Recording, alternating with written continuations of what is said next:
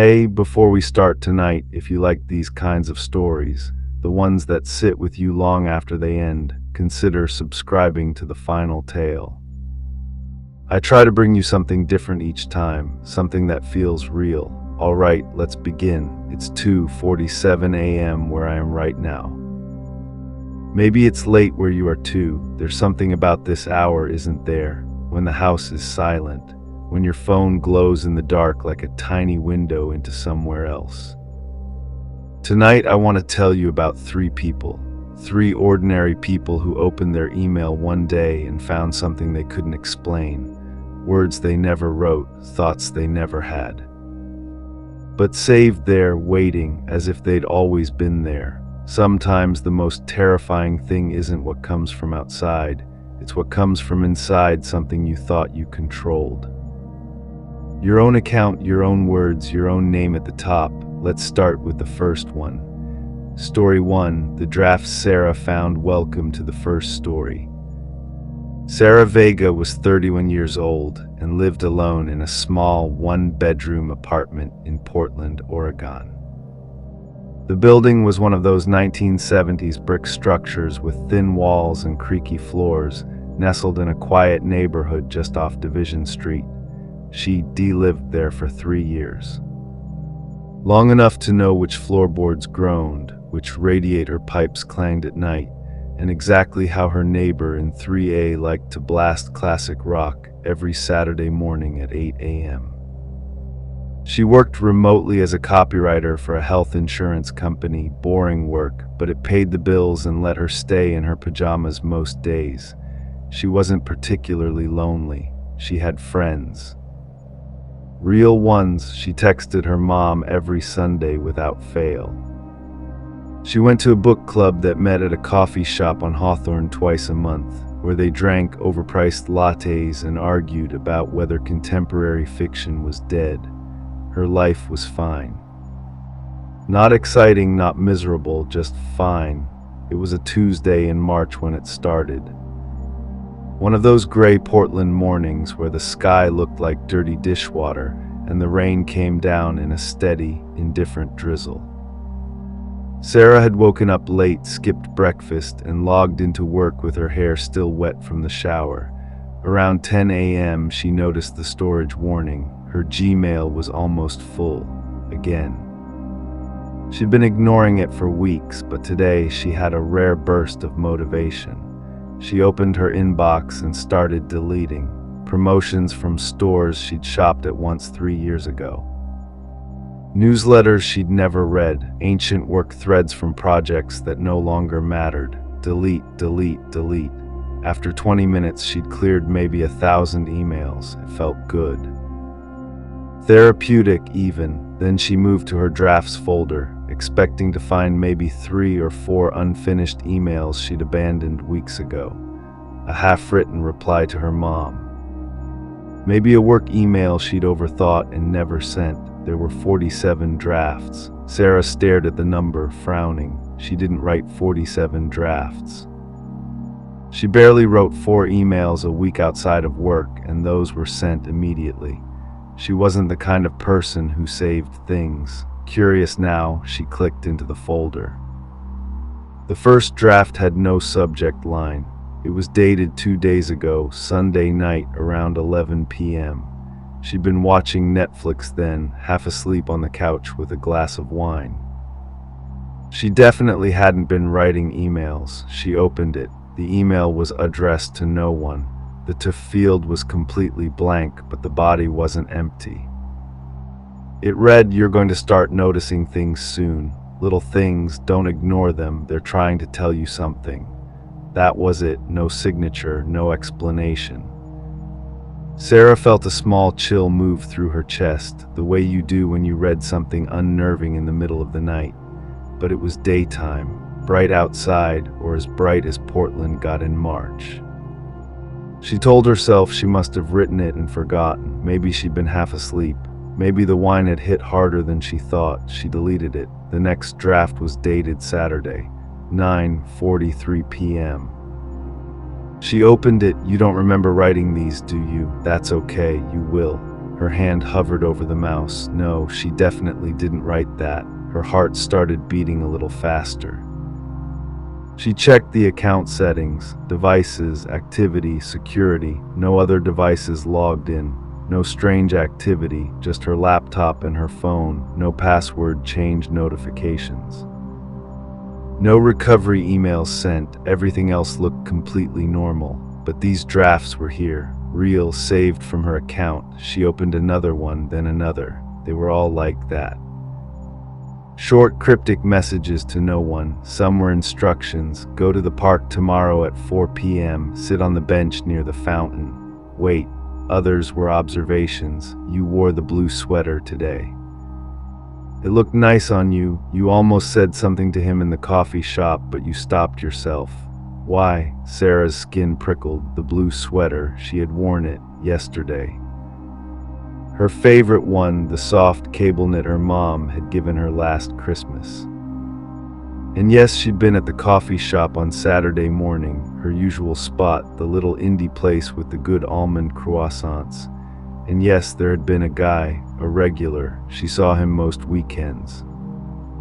Dark hair, reading glasses, always with a worn paperback. She'd almost said hi. She'd been working up the nerve for weeks, but at the last second she'd chickened out, grabbed her coffee, and left. But how could she have written this? She wouldn't. She didn't journal like this. She didn't observe herself from outside, from a distance, like someone watching through a window. She scrolled further back. There were drafts from weeks ago, months even, all short, all unsigned, all sitting there like little notes from someone who knew her life intimately. Your mom called today. You let it go to voicemail because you were tired. You'll regret that someday. You said you were fine when Rachel asked how you were doing, but you're not fine. You haven't been fine since the breakup. You cried in the shower for 10 minutes this morning. You turned the water up loud so no one would hear. But no one's listening anyway. The neighbor in 3B watches you when you check the mail. You've never noticed. That last one made her stomach drop. She lived in a small building, only 4 units. She knew her neighbors, at least by sight. 3B was directly above her. A man lived there, middle-aged, quiet, always wore a faded red rain jacket. She'd seen him maybe a dozen times in 3 years. They'd never spoken beyond a polite nod in the hallway. She stood up from her desk and walked to the window, pulling the curtain back slightly. She looked up at the building across the courtyard, then down at the mailboxes near the entrance below. Her heart was beating too fast now. Was he watching her? Had he been watching her? She let the curtain fall and stepped back. This wasn't funny anymore. She went back to the computer and changed her email password immediately, something long and random. Then she enabled 2-factor authentication. Then she checked her phone. She opened Gmail on her phone. Same drafts, same timestamps, same messages. They were hers, written from her account. Saved by her, but she didn't write them. That night, Sarah couldn't sleep. She kept thinking about the drafts. She deleted most of them after screenshotting a few, just to prove to herself they were real, that she wasn't losing her mind. But the screenshots didn't make her feel better. They just made it worse, proof that something was wrong, proof that she didn't understand what was happening to her. At 1:30 a.m., she was lying in bed, staring at the ceiling, listening to the rain tap against the window. She picked up her phone from the nightstand. She opened Gmail, telling herself she was being paranoid. There was a new draft, her breath caught in her throat, dated 10 minutes ago, 1:21 a.m., while she'd been lying here in the dark. She opened it. You're scared now, that's good. Fear will help you pay attention. She sat up in bed, her heart slamming against her ribs. No, this wasn't possible. She'd been lying here the whole time. She hadn't touched her laptop. She looked at her phone. The draft was there, saved from her account, from this device, but she didn't write it. She put the phone down on the nightstand, screen side down, and pulled the blanket up to her chin. She tried to breathe slowly, tried to think logically. Someone had access to her account. They had to, even with two-factor authentication. There were ways. Spyware, keyloggers, something. Her phone buzzed. She froze. Slowly, she reached for it, her hand shaking. A new draft. Saved 30 seconds ago. I'm not someone else, Sarah. I'm you. She threw the phone across the room. It hit the wall with a dull thunk and fell onto the carpet. She pulled the blanket over her head and squeezed her eyes shut, her breath coming in short, panicked gasps. This wasn't real. This wasn't happening, but it was. The next morning, pale and exhausted, Sarah called her mom. She didn't tell her about the drafts. She didn't know how to explain it without sounding insane, but just hearing her mom's voice helped. They talked about nothing. The weather, her mom's garden. A recipe she wanted to try. When she hung up, Sarah felt a little steadier. Then she checked her email. New draft, saved during the phone call 7 minutes ago. You feel safer when you talk to her. But you're lying to her and you know it. You're lying to yourself too. Sarah's hands trembled as she read it. She opened her sent folder just to make sure she hadn't actually sent anything to anyone. Everything looked normal. The drafts were only ever drafts, never addressed to anyone, never sent. Just waiting, she thought about going to the police, but what would she say? Someone is saving emails in my drafts folder. They detail her to change her password. She'd already done that. She thought about seeing a doctor, a therapist. Maybe she was writing these and forgetting, some kind of dissociative fugue state, stress-induced amnesia. She'd read about things like that. People doing complex tasks while essentially sleepwalking through their own lives, but she didn't feel stressed, not really, and she'd never had anything like this happen before. The drafts kept appearing, 1 or 2 a day, sometimes more, and then they started giving her instructions. It was a Thursday morning.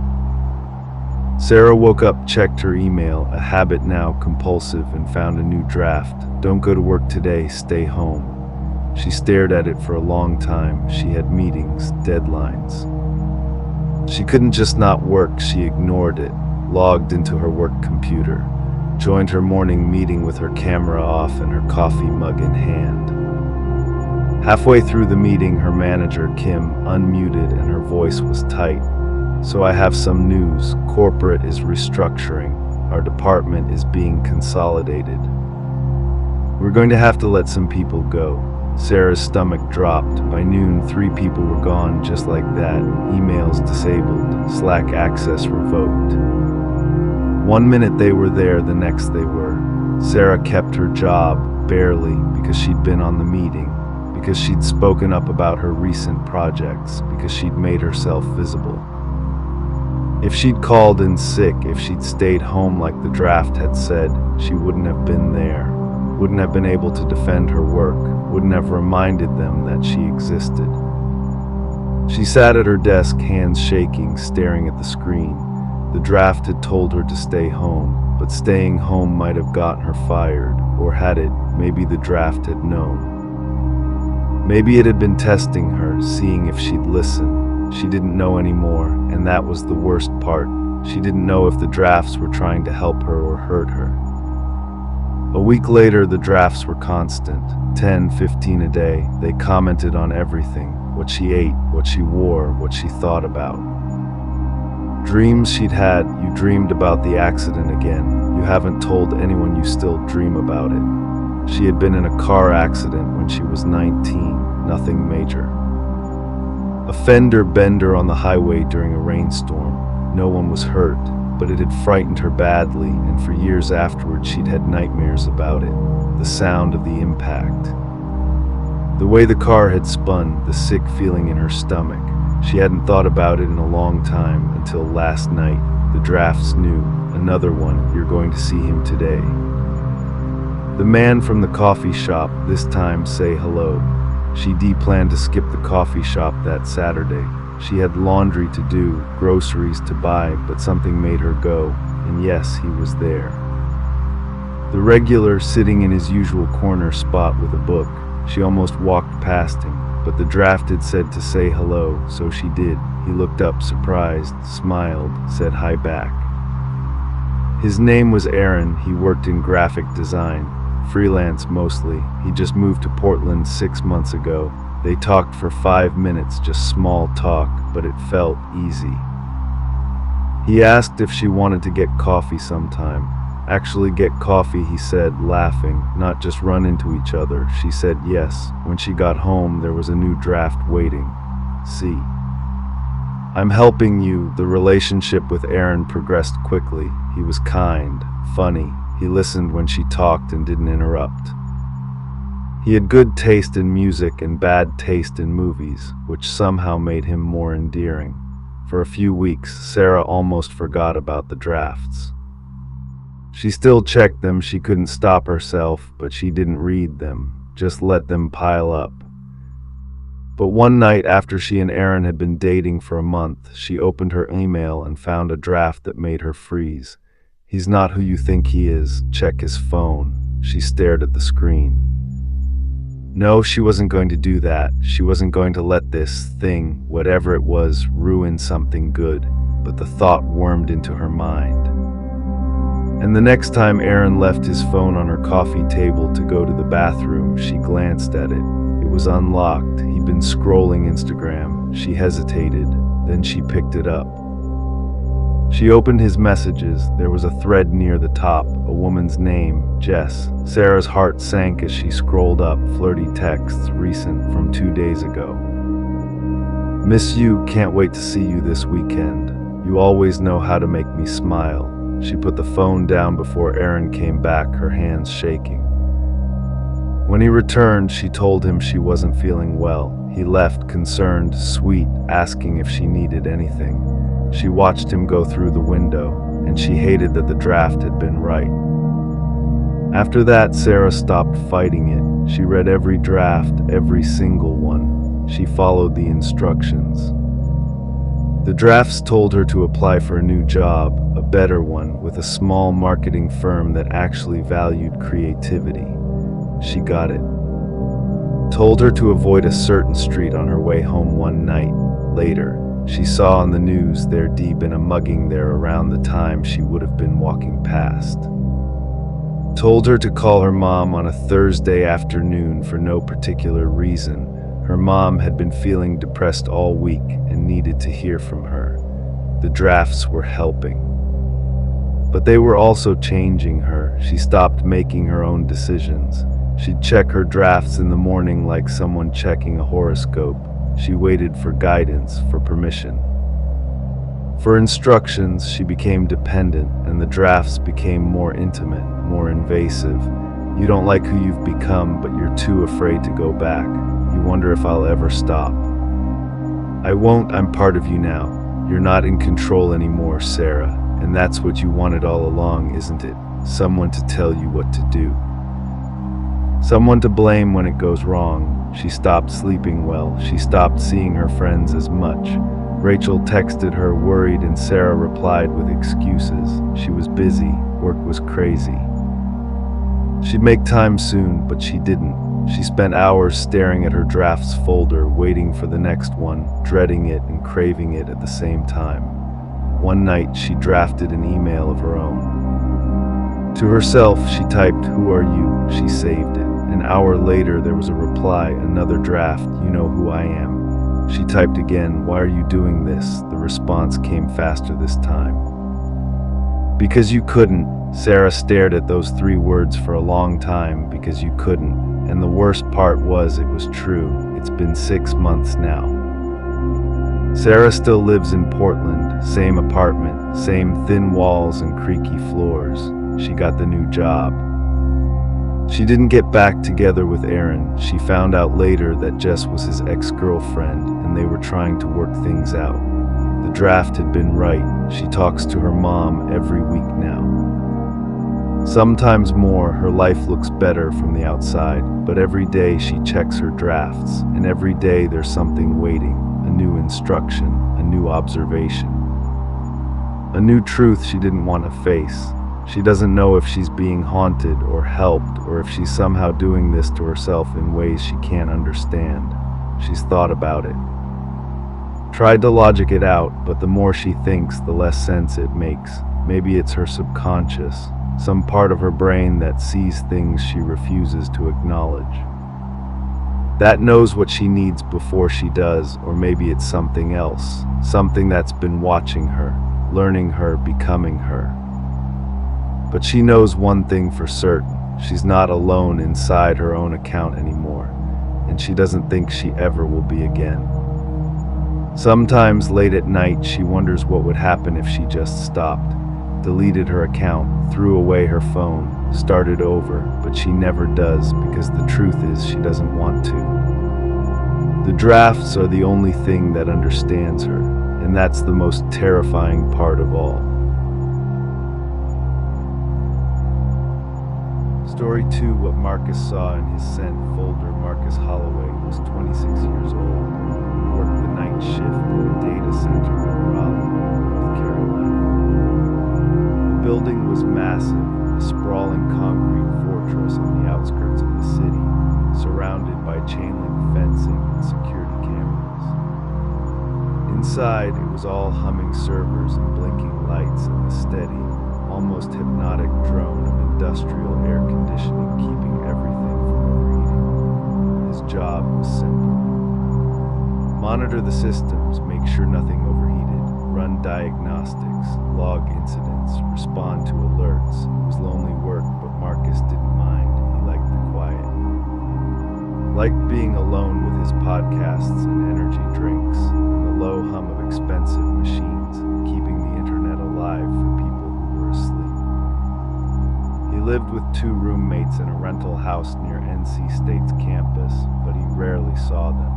Different schedules.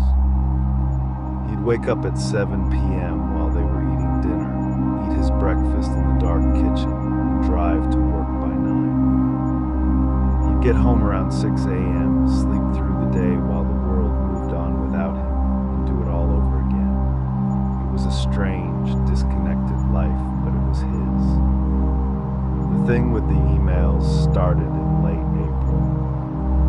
Marcus used his personal Gmail for everything: job applications, bills, memes his cousins sent him, flight confirmations for the one trip he took a year to visit his parents in Detroit. He wasn't organized about it. His inbox was a mess.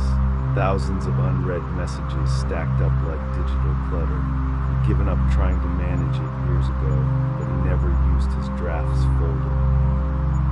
If he needed to write an email, he just wrote it and sent it. No saving, no planning, no second guessing. So when he opened Gmail one night during his shift, just killing time between server checks, and saw draft 23 in the sidebar, he was confused. 23 drafts, he clicked, they were all there. Emails fully written, with subject lines and recipients and timestamps going back weeks, but Marcus didn't recognize any of them. The first one was addressed to his manager, Eric.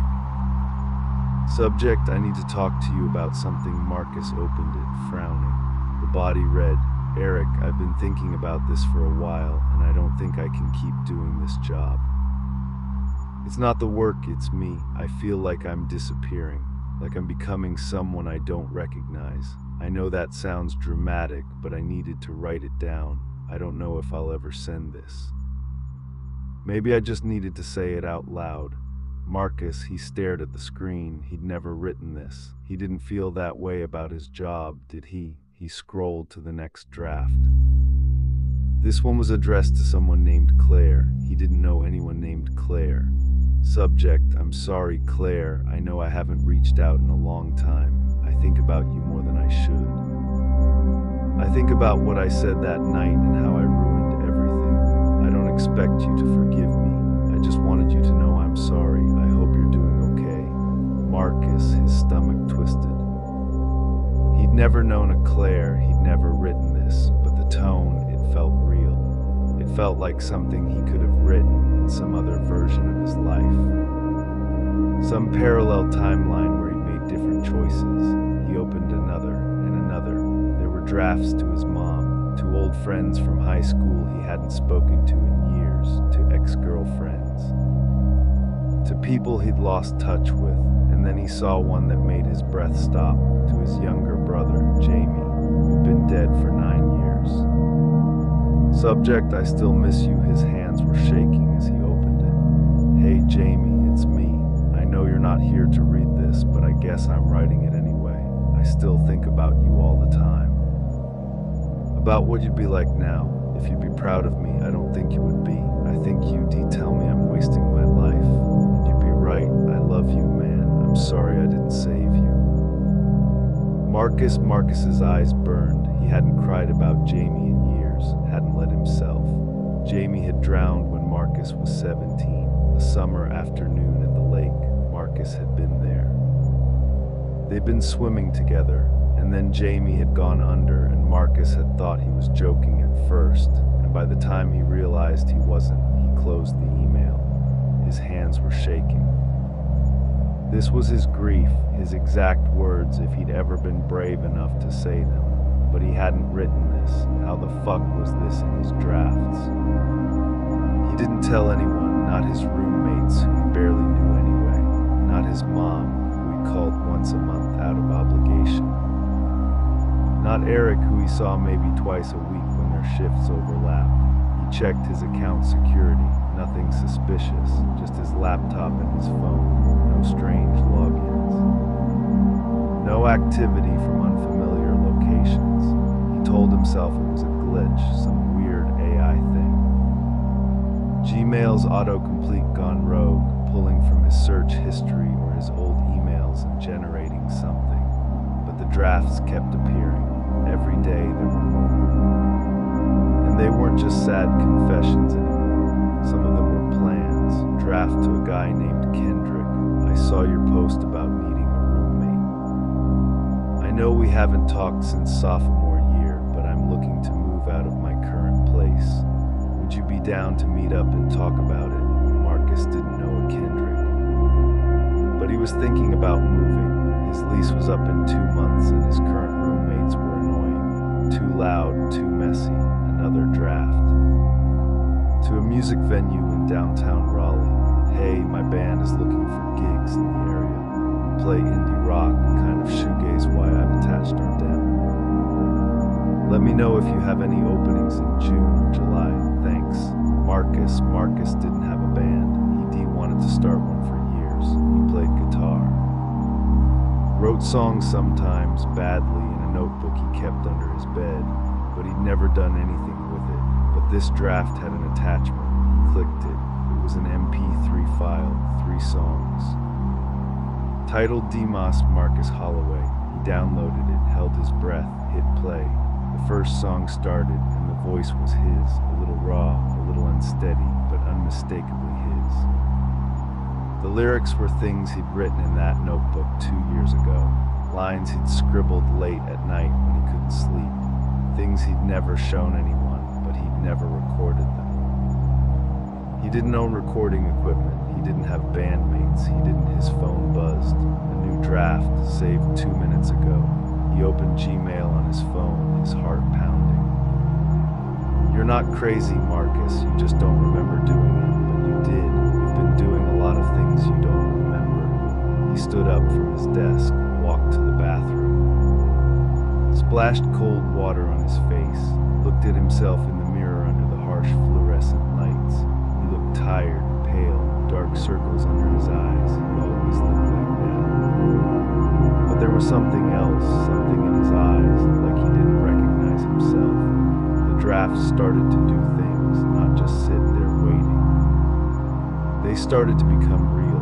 Marcus would find an email in his sent folder, actually sent, not drafted, to someone he'd been thinking about contacting, but hadn't worked up the nerve.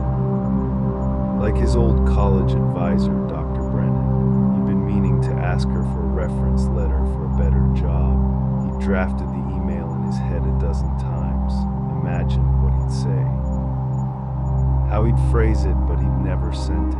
But there it was, in his sent folder, dated 3 days ago, and she replied, "Hi Marcus, of course, I'd be happy to write you a letter. You were one of my best students, let me know where to send it."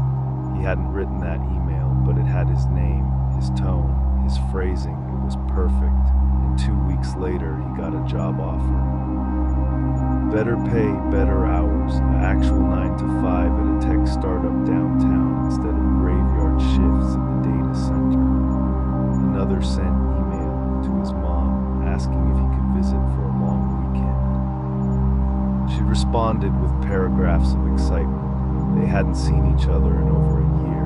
He didn't remember sending it, but he had been thinking about it, and now it was done. Marcus stopped sleeping well. He'd lie awake during the day, curtains drawn against the sunlight, wondering what he was doing at night that he didn't remember. He started keeping a journal, writing down everything he did during his shifts, every email he sent, every website he visited, every keystroke, but the drafts still appeared. And they were getting stranger. One was addressed to a therapist's office. I'd like to schedule an intake appointment. I've been experiencing memory issues and dissociation. I'm concerned something might be wrong. He hadn't written it, but the appointment was already booked. Confirmation email in his inbox. Next Tuesday at 3 p.m. He thought about canceling, but he didn't. The therapist's name was Dr. Yoon. She was kind, mid-50s, calm voice, warm office with soft lighting and plants in the corners. Marcus sat on the couch across from her and didn't know what to say. She asked him about the memory issues. He told her about the emails, about the drafts, about finding things in his sent folder he didn't remember writing. She listened carefully, asked follow-up questions. Do you experience lost time? Periods where you can't account for where you were or what you were doing? Marcus thought about it. I don't think so. I work nights. I'm alone most of the time, but I remember being there. I remember my shifts. Do you ever feel like you're watching yourself from outside your body? He hesitated. Sometimes, she nodded, made a note. Marcus, what you're describing could be a few things. Dissociative episodes, stress-related amnesia. It's also possible you're writing these emails in a fugue state and genuinely don't remember. Have you been under a lot of stress lately? I don't think so. I mean, no more than usual. You work nights, you live alone, you've experienced significant trauma, your brother's death.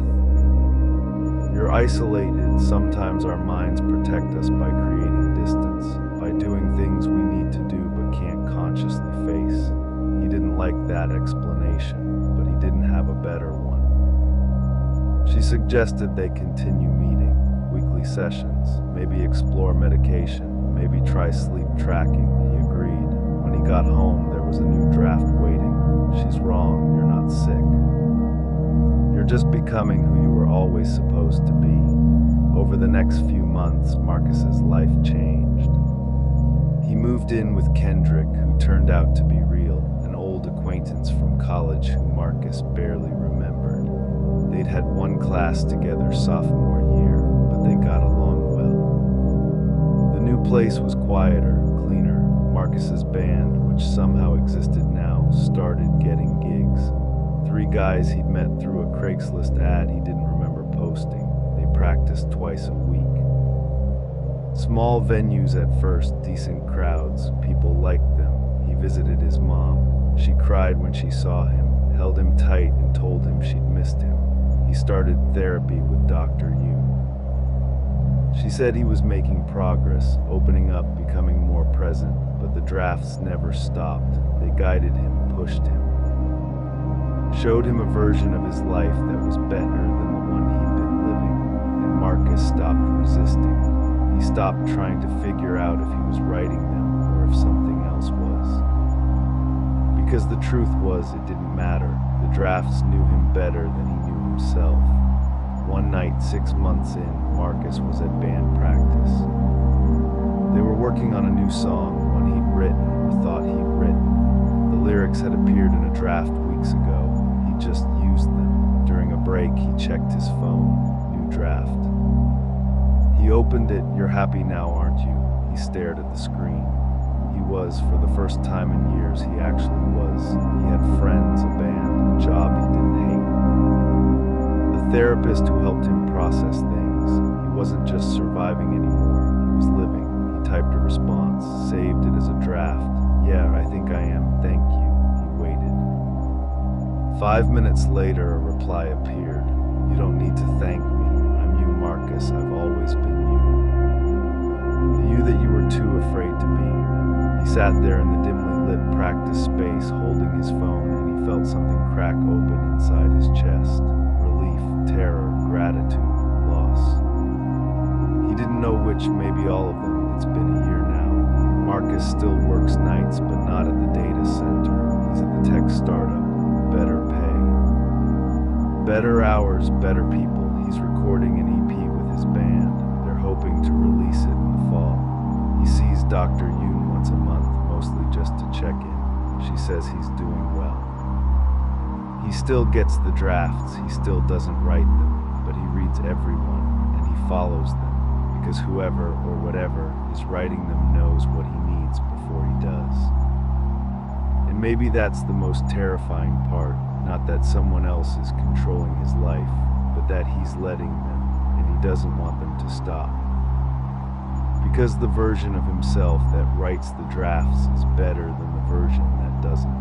And he doesn't know what that says about him, but he's too afraid to find out.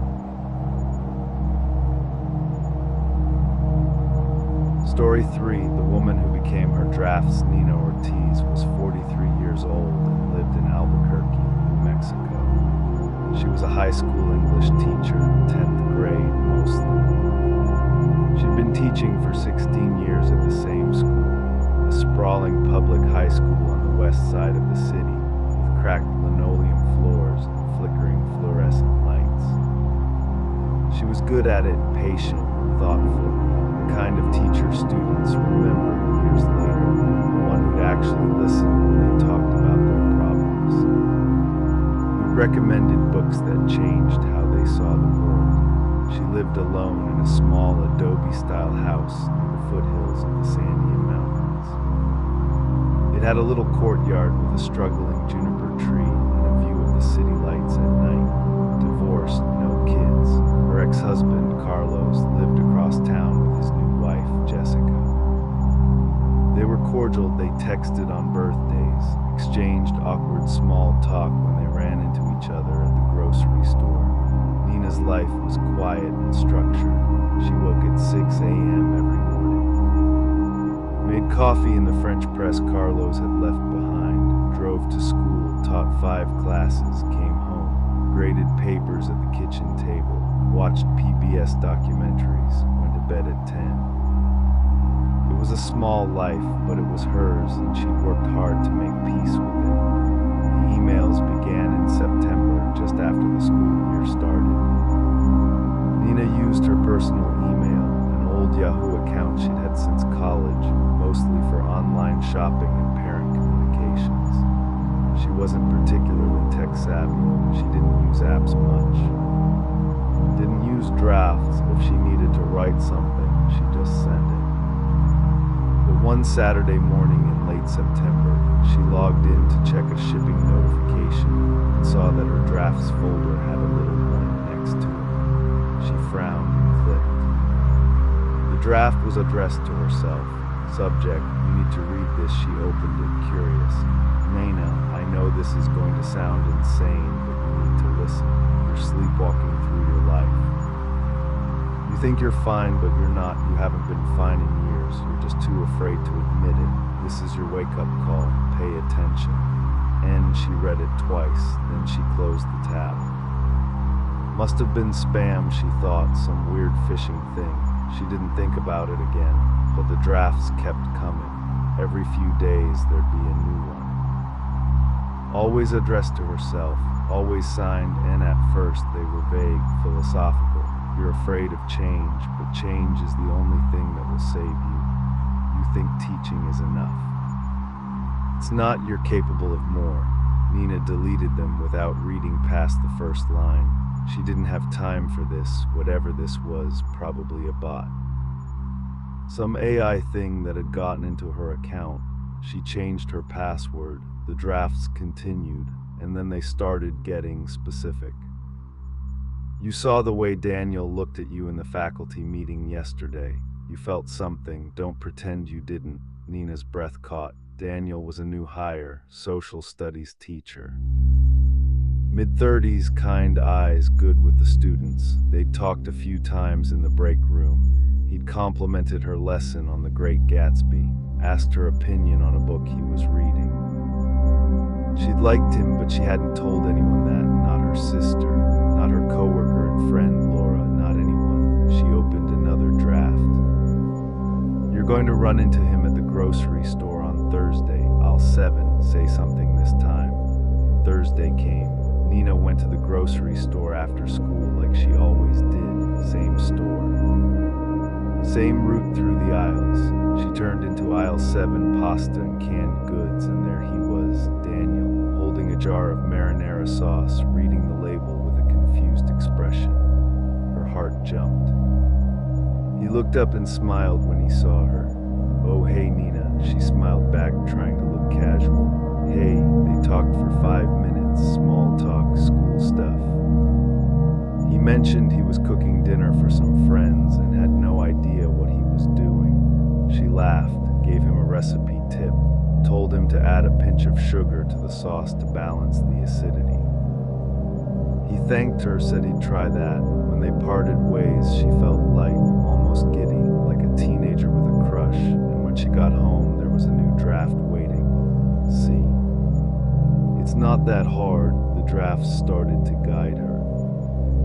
Not just with Daniel, though, yes, they told her when to talk to him, what to say, when to smile, when to hold eye contact for just a second longer than normal. And it worked. By October, they were having lunch together once a week in her classroom. By November, he'd asked her to get a drink after work, but the drafts weren't just about him. They pushed her in other ways.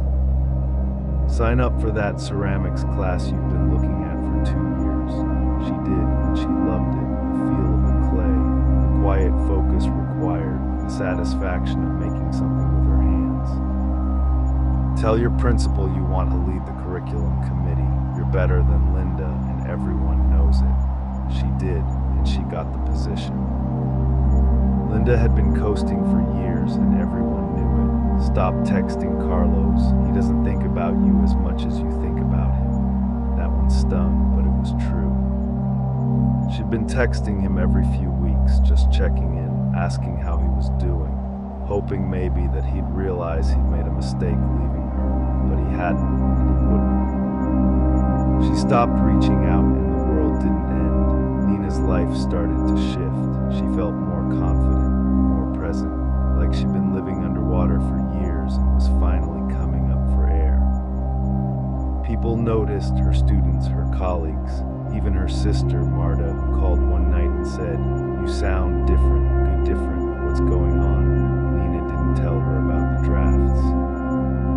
She didn't tell anyone because how could she explain it? By December, Nina and Daniel were dating. Officially, it felt surreal. She hadn't been with anyone since Carlos, and even that had felt obligatory toward the end. Routine, like they were roommates who occasionally had sex, but with Daniel it was easy. He made her laugh. He listened when she talked. He didn't try to fix her problems, just sat with her through them. She was happy, but the drafts were changing. They were becoming more demanding. You need to tell him about the miscarriage. He should know. Nina's stomach dropped when she read that. She'd had a miscarriage during her marriage to Carlos. 5 years ago, 12 weeks along. It was one of the reasons things had fallen apart. They'd never talked about it properly. She de-buried herself in work, and he pulled away, and eventually they just ended. She didn't want to tell Daniel. It was too soon, too heavy, too much, but the draft kept appearing every day, the same message, tell him. Finally, one night over dinner at her place, she did. She told him everything, the pregnancy, the loss, the silence that followed, how it had hollowed her out, how she convinced herself she was fine when she was. Daniel held her hand across the table and didn't say anything for a long time. Then he said, "Thank you for telling me." That was all, but it was enough. When he left that night, Nina checked her email. New draft, good, now you can stop carrying it alone. She cried, not sad tears this time, relief. But the drafts didn't stop, they kept pushing. Quit your job, you've been there long enough, you're stagnating. That one shocked her, she loved teaching. Didn't she? You don't love it, you're comfortable, there's a difference. Apply to graduate school, you've always wanted to write. Stop making excuses. Nina had wanted to be a writer when she was younger. She'd written short stories in college, a few poems, had even started a novel once years ago before life got in the way. But teaching was stable, writing was a risk, a gamble, and she wasn't young anymore. She was 43, too old to start over, but the draft had planted the seed. She started researching MFA programs at night, low residency ones, so she could keep working if she needed to. She told herself she was just looking, just curious. But by January, she'd applied to 3 schools. By March, she'd been accepted to 1. She stared at the acceptance email for 20 minutes, her heart pounding in her chest. She checked her drafts. Say yes, she did. That spring, everything moved fast. Nina gave her notice at the school. It was terrifying. She'd been there 16 years. It was the only job she'd ever had as an adult, but the drafts kept reassuring her. You're doing the right thing. This is what growth feels like. Trust yourself. But here's the thing. Nina wasn't sure she was trusting herself. She was trusting the drafts. And somewhere deep down, she knew that. She'd stopped making decisions on her own. Every choice, every action was filtered through the drafts. What to wear, what to say, when to push. When to pull back, she'd become dependent on them. And the line between her thoughts and the drafts' instructions had blurred so completely that she couldn't tell where one ended and the other began. One night in late April, Nina sat at her kitchen table with a glass of red wine and opened her laptop. She stared at her drafts folder, hundreds of them now. A year's worth, maybe more. She followed every single one, and her life was better, objectively. She had Daniel. She had a new path forward. She felt awake for the first time in years. But she also felt lost, like she didn't know where she ended and the drafts began. She opened a blank email, addressed it to herself. She typed, "Who are you?" She saved it. She waited. 10 minutes later, a reply appeared. "I'm the version of you that you were too scared to become, but I'm not separate from you, Nina. I never was. I'm just the part of you that wants more." Nina stared at the screen, her hands trembling. She typed again, "What if I want to stop?" The reply came instantly. "You don't, and the worst part." It was right, she didn't want to stop, because without the drafts, she didn't know who she was anymore. But things started to go wrong, small things at first. Daniel seemed distant. He was working more, texting less. When they were together, he seemed distracted. Nina checked her drafts for guidance. Nothing. For the first time in months, there was nothing. She waited a day, then 2, still nothing. Then one night, Daniel came over and told her he needed space. Not a breakup, he said, just time to think. Nina felt the ground shift beneath her. She checked her drafts that night, desperate. There was a new one waiting. You knew this was coming, you just didn't want to see it. Another one appeared an hour later. He's not the problem. You've been following me so closely that you forgot to be yourself, and he noticed. Nina felt sick. The drafts kept coming. You've been using me as a crutch, letting me make every decision.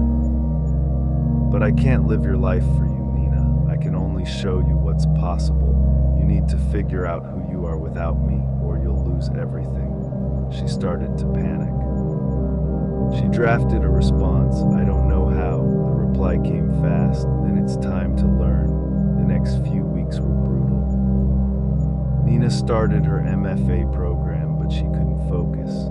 Every assignment felt impossible. She'd stare at a blank page for hours, waiting for the drafts to tell her what to write, but they didn't. They stayed silent. Daniel didn't call. Her Her sister stopped texting as much, frustrated by Nina's vague responses. She felt like she was falling apart.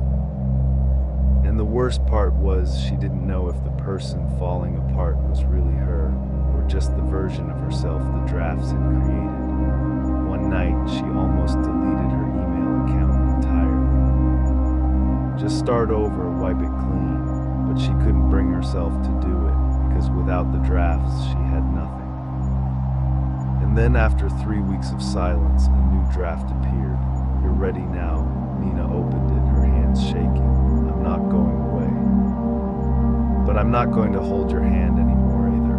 You know what you need to do. You've always known. You just needed permission to do it, but the permission has to come from you.